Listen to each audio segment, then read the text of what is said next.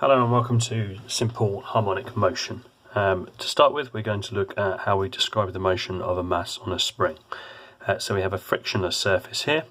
We have a mass which is attached by this spring.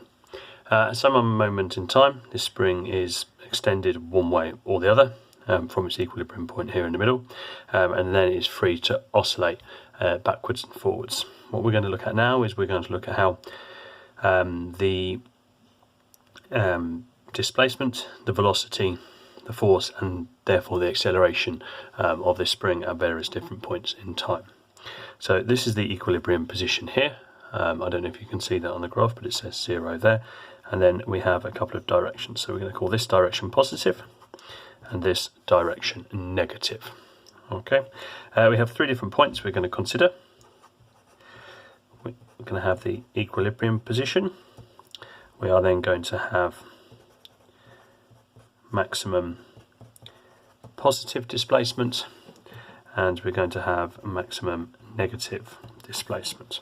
Okay, so we're going to look at it in this position, and this position. And what I want you to consider is three different things. So here we're going to look first of all at displacement. I'm going to do that in red, and I'm going to start off with, in the equilibrium position, it's 0. Here it is positive and max. Here it is negative and at a maximum. The displacement is never less than that point there, and therefore it's maximum. 0 here, maximum positive there.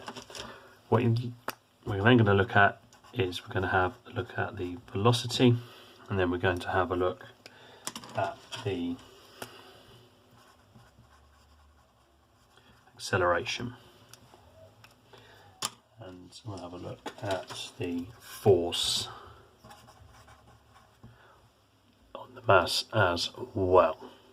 Okay, so just pause the video and think about how the velocity and acceleration and force would be at each of those points. Welcome back. So first of all, we're going to have a look at the velocity. The velocity at this point here is 0 because it is changing direction. Therefore, its velocity is 0.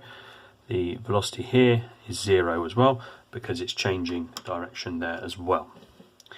Here in the middle, it is maximum.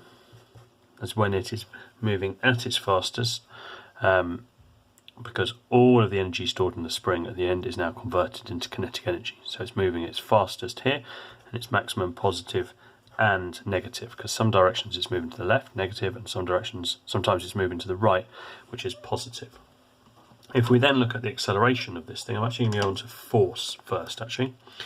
So the force in the equilibrium position is 0, because the only force acting on this in horizontal direction is the force from the spring. So that is 0. Here, the force is at a maximum because the spring is at its most stretched.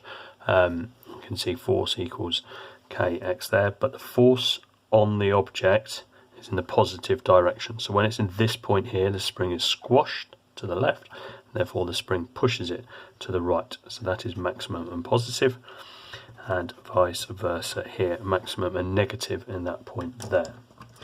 Now, if we use Newton's second law, F equals ma, when the resultant force on it, there is only one force, and therefore the force on the spring is the resultant force. Therefore, the acceleration is going to be 0, and likewise, if the spring is pushing it in the maximum positive direction, it's going to be a maximum positive acceleration, and in that direction, maximum negative displacement there.